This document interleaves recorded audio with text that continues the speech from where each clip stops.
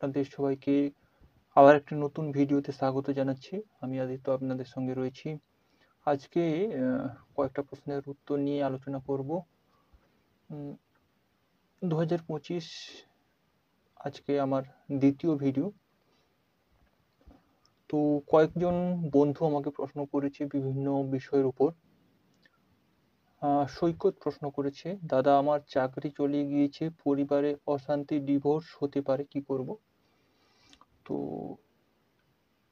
আমি বলবো যে যখনই কোনো বিপজ্জনক পরিস্থিতি হয় তখনই মাথা গরম না করে কোনো ভুল ডিসিশন না নিয়ে অবশ্যই ঠান্ডা মাথায় ভাবনা চিন্তা করে অবস্থা দেখে ব্যবস্থা নেওয়া উচিত।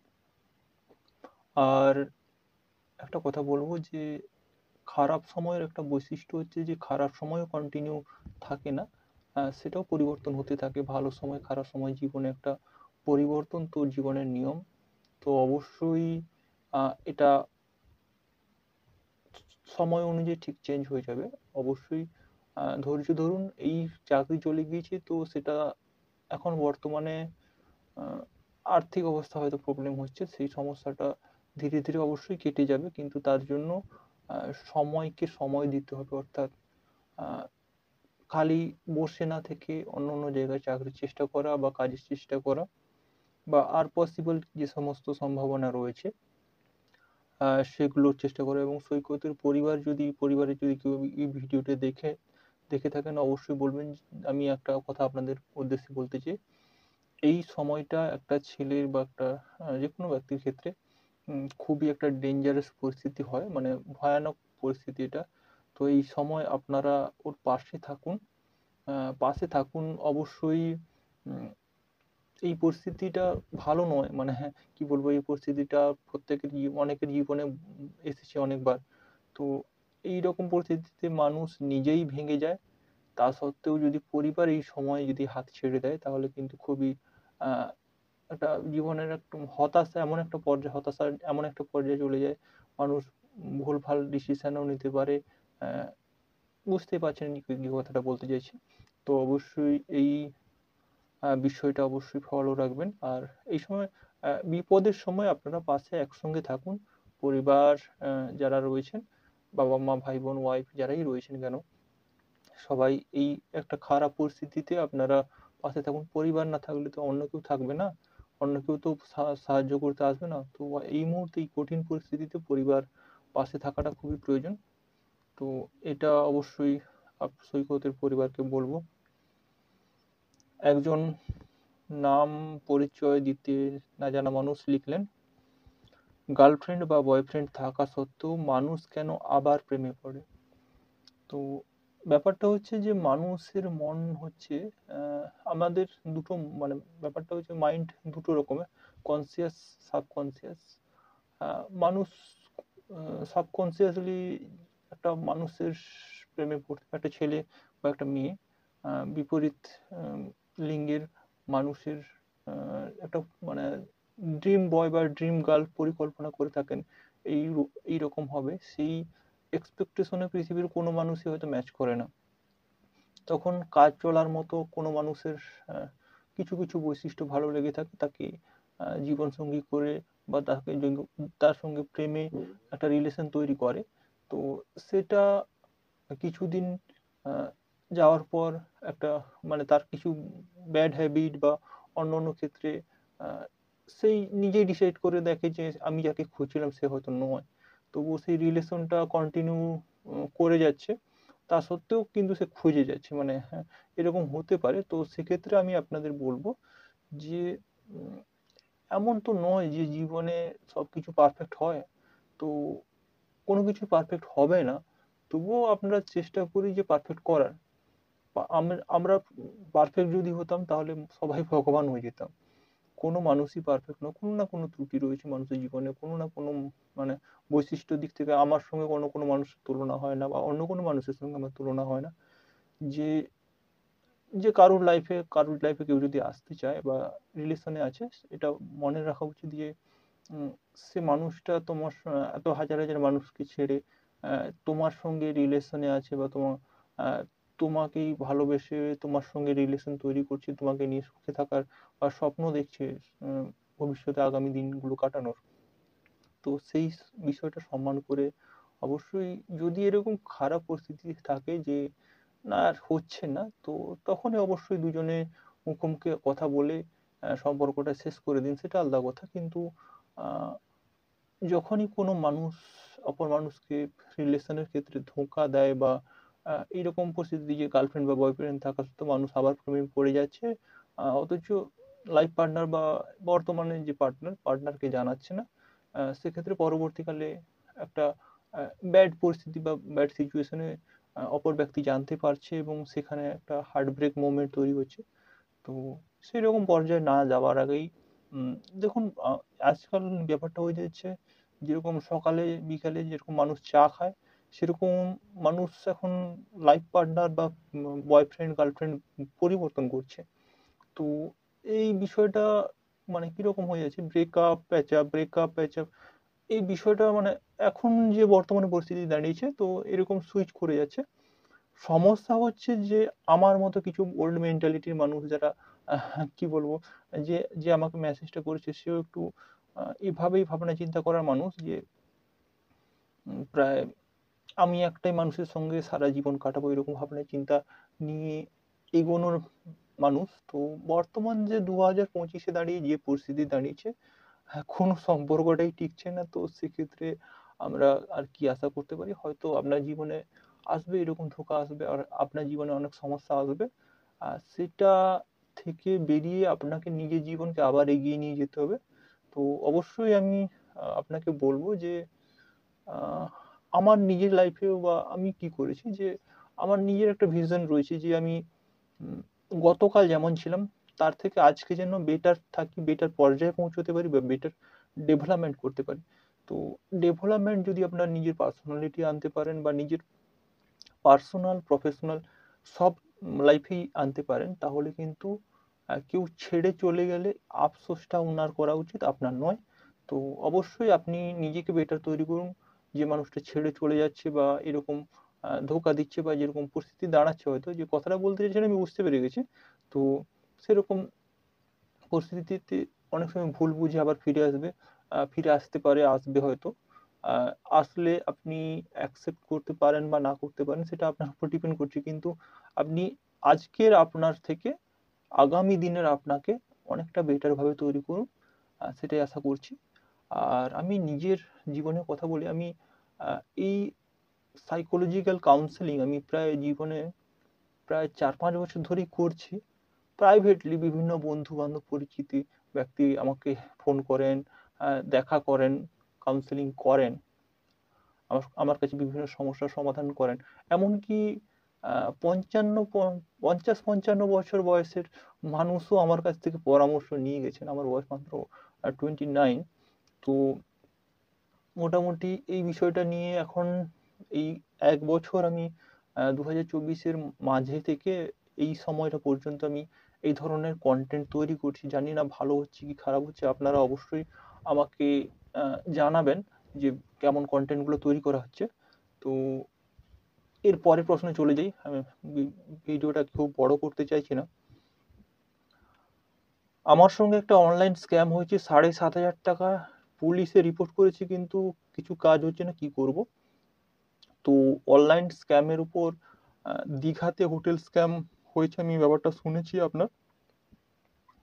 তো সেই ঘটনাটা আহ, মানে কি বলবো, সেই ঘটনাটা সম্বন্ধে আপনি যেটা করেছেন সেটা তো ঠিকই রয়েছে, কিন্তু প্রবলেমটা হচ্ছে পুলিশের হাতে এখন ডিজিটাল টেকনোলজিতে পুলিশ এখনো সাইবার বিভাগটা এতটা অ্যাডভান্স নয় এবং ধীরে ধীরে আপগ্রেড করছে। এবং অ্যাডভান্স নয় বলাটা ভুল, কারণ বর্তমানে এখন যতগুলো জালিয়াতি বা স্ক্যাম হচ্ছে তার 90% স্ক্যাম কিন্তু ইন্টারনেট বা সাইবার সাইবার স্ক্যাম হচ্ছে। তো পুলিশের কাছে ভয়ানক লেভেলের প্রেসার রয়েছে, কোথায় মোবাইল চুরি, কোথায় অনলাইন জালিয়াতি, জব দেওয়ার নামে টাকা নিয়ে নেওয়া, পুলিশের কাছে প্রচন্ড পরিমাণে চাপ রয়েছে।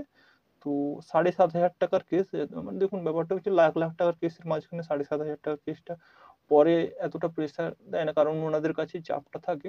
তো ব্যক্তিগত উদ্যোগে আমি আপনাকে কিছু পরামর্শ দেব, যেগুলো থেকে আপনি চাইলে টাকাটা উদ্ধার করতে চাইলে করতে পারেন।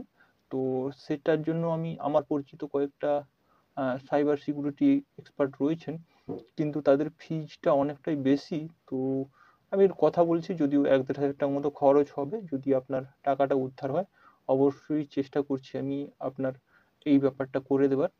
মানে আমি করব না, ওনারাই করবেন, আমি যোগাযোগ করিয়ে দেবো। তো অবশ্যই আমি চেষ্টা করছি। যদি এটা রেজাল্ট আসে, অবশ্যই একটা ভিডিওর মাধ্যমে আপনাদের কাছে সবাইকে জানাবো যে কি ঘটনা, কি ব্যাপারটা হয়েছে। অবশ্যই নাম পরিচয় গোপন থাকবে। তো তারপরে সাবজেক্টে চলে যাই।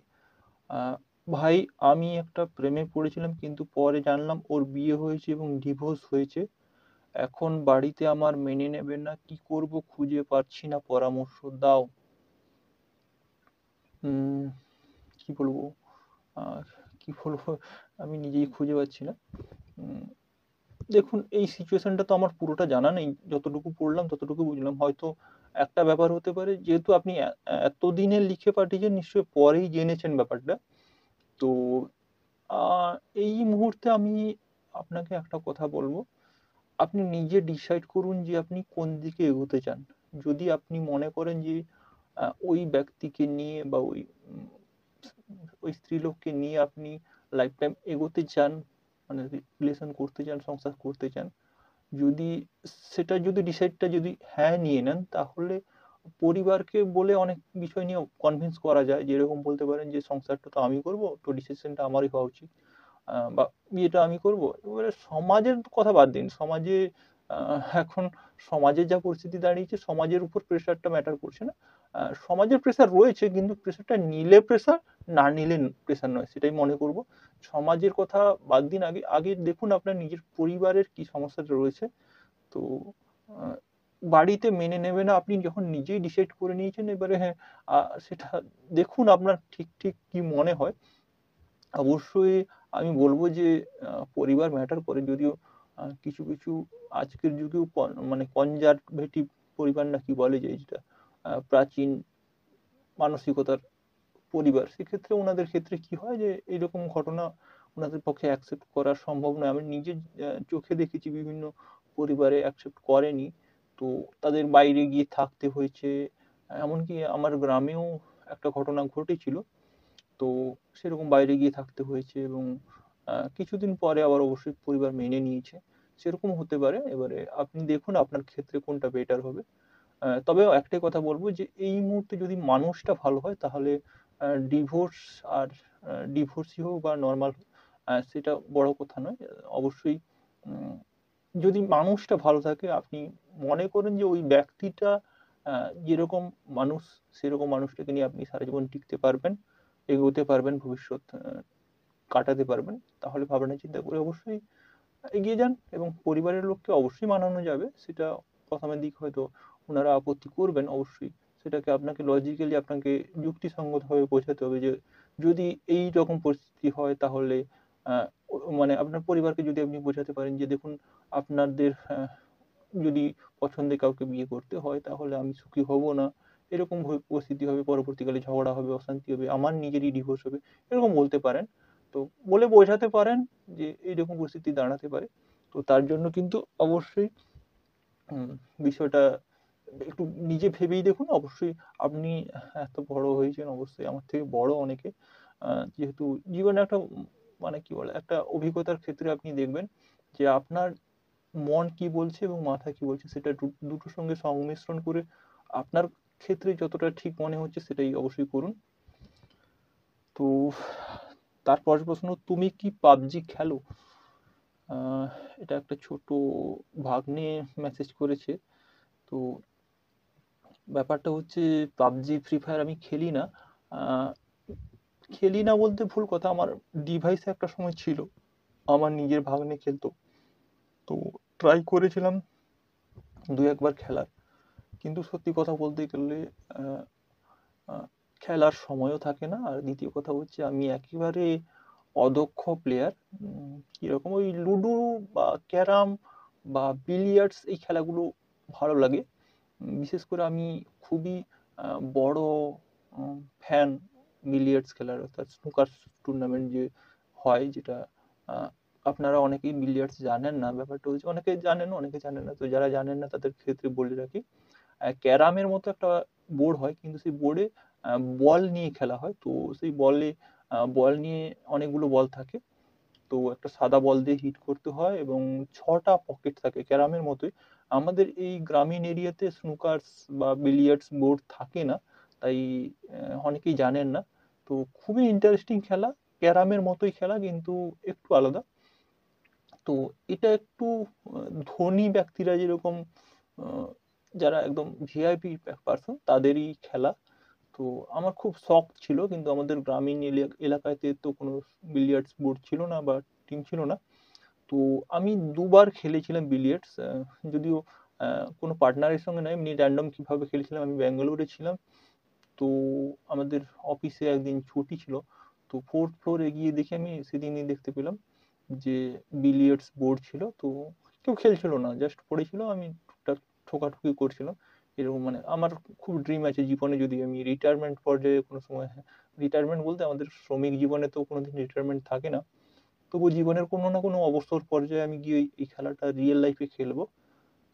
এমনি মোবাইলের মাধ্যমে বিলিয়ার্ডস খুব ভালো খেলি। আর আরেকটা হচ্ছে বিভিন্ন ধরনের গেম প্লে দেখি অন্যান্য সময় যখন কাজ করি। কাজ করতে করতে একটা সেকেন্ড ডিভাইস, সেকেন্ড মনিটর যখন লাগানো থাকে কম্পিউটারের সঙ্গে, যে মনিটরে এডিট করছি সেই মনিটরের পাশাপাশি সেকেন্ড মনিটরে যখন কম্পিউটার এডিট মানে কোনো কিছু গান চলে, বা সেই সময় একটা গেম থাকে, গেমের নাম হচ্ছে ইনসাইড। ইনসাইড গেমটা যদি আপনারা দেখেন, চমৎকার আজব অ্যাটমসফিয়ারের ভয়ানক লেভেলের গেম। তো অবশ্যই আপনারা যদি ইনসাইড গেমটা কেউ খেলে থাকেন অবশ্যই জানাবেন। পাশাপাশি যদি ওই ইনসাইড গেম প্লেটাকে আপনারা অবশ্যই 4K তে দেখবেন, যদি কেউ মানে বড় মনিটরে বা বড় টিভিতে রাত্রিবেলা খুব মানে দেখবেন, খুব মানে ভয়ানক একটা ডার্ক অ্যাটমসফিয়ারের উপরে একদম ওয়ান ম্যান প্লেয়ার। তো সেখানে যাবেন, 3টে ভয়ানক লেভেলের কুকুর আছে, 3-4টে কুকুর আছে। সে মানে আপনারা কোনো না কোনো মানে সোশ্যাল মিডিয়াতে তো অবশ্যই ইনসাইডের ছোট ছোট ক্লিপ দেখেছেন, কিন্তু পুরো গেম প্লেটা দেখবেন, ভয়ানক লেভেলে ভালো গেম প্লে। প্রায় অনেকে 1.5-2 ঘন্টার মধ্যে কভার করেছে, কমপ্লিট করেছে। তো হয়তো গেমটা খেলতে 4-5 ঘন্টা টাইম লাগে, কিন্তু গেমটা মানে ছোট ছোট ক্লিপ কেটে মানে মেন ভিউ গুলো দেখিয়ে তো 1.5 ঘন্টার মধ্যে কমপ্লিট করেছে। গেম প্লে গুলো রয়েছে ইনসাইড, গেমটার নাম হচ্ছে ইনসাইড, অবশ্যই আপনারা দেখবেন, আমি রেকমেন্ডেশন করলাম। আরেকজন লিখেছে, আরেকজন লিখেছে বলতে কি, এর পরিচয়টা আমি জানি, নামটা আমি যেহেতু নাম কারো বলছি না, তো প্রথমে যে নামটা বলেছি বলাটা উচিত হয়নি, যাই হোক কোনো অসুবিধা নেই। তো সেটা হচ্ছে যে ভারতে স্পেসএক্স এর মতো প্রাইভেট রকেট কোম্পানি কি হবে? এই স্টুডেন্ট আমার প্রায় 2016-17 দিকে আমার কাছে মানে পড়াশোনা করতো, আমার স্টুডেন্ট বলতে পারেন। তো সায়েন্স নিয়ে খুব ভালো এডুকেটেড হয়েছে, এখন কলেজ কমপ্লিট করছে, হয়তো বাইরে পড়াশোনা করছে। তো আমি বলতে পারি যে স্পেসএক্স এর মতো প্রাইভেট রকেট কোম্পানি অলরেডি 400টা রয়েছে ইন্ডিয়াতে। 400 স্পেস টেকনোলজির উপর মানে প্রজেক্ট করছে, সেরকম 400টা কোম্পানি রয়েছে। কিন্তু কোম্পানিগুলো এত ছোট পর্যায়ে বা ইনিশিয়াল স্টেজে রয়েছে যে তাদের নাম ইন্টারন্যাশনাল মার্কেটে তো দূরের কথা, ইন্ডিয়ান মার্কেটেও খুব একটা হাইলাইটেড হয় না। তো অবশ্যই আমি মিডিয়া সেক্টরে রয়েছি, যদিও দর্শকের ডিমান্ড নেই। সমস্যাটা হচ্ছে আমরা ছোট ছোট লোকাল ডিজিটাল নিউজ পোর্টালে হয়ে কাজ করি আমি, তো সেই জন্য সেভাবে কন্টেন্ট আনি না, এবং তারাও তেমন কিছু বড় কিছু করে উঠতে পারেনি, জাস্ট ইনিশিয়াল স্টেজে রয়েছে। আগামী 10-15 বছর পরে কিছু রেজাল্ট দেখা যাবে। এই মুহূর্তে প্রাইভেট রকেট স্পেসএক্স এর মতো কোম্পানি ইন্ডিয়াতে সেভাবে বাজিমাত করতে পারবে না, কারণ আমাদের সেমিকন্ডাক্টর মানে অর্থাৎ যে চিপ ম্যানুফ্যাকচারিং ইন্ডাস্ট্রি এতটা ভালো নয়। যে সমস্ত দেশের যে সমস্ত কোম্পানির নিজস্ব সেমিকন্ডাক্টর চিপ ম্যানুফ্যাকচারিং ইন্ডাস্ট্রি রয়েছে এবং আর&ডি সেক্টর খুব ভালো রয়েছে, তো সেটা অবশ্যই কার্যকর হবে। আর বর্তমানে ইসরো যেভাবে কাজ করে যাচ্ছে, আর কোনো মানে যতটা অভাব রয়েছে প্রাইভেট সেক্টরে, ততটা কিন্তু সরকারি সেক্টর তার থেকে বেটার, অনেক অনেক গুণ। আমার দেশে সত্যি কথা বলতে গেলে ইন্ডিয়ান আর্মির পরে যদি সবচেয়ে ভালো সার্ভ করছে Indian space research organization ISRO থেকে যারা কাজ করছেন। তো তাদের কেই আমি বলব যে তারা খুব ভালোভাবে পারফরম্যান্স করছেন। তো অবশ্যই এই ভিডিওটা প্রায় ২১-২২ মিনিট মতো রেকর্ড হয়ে গেছে।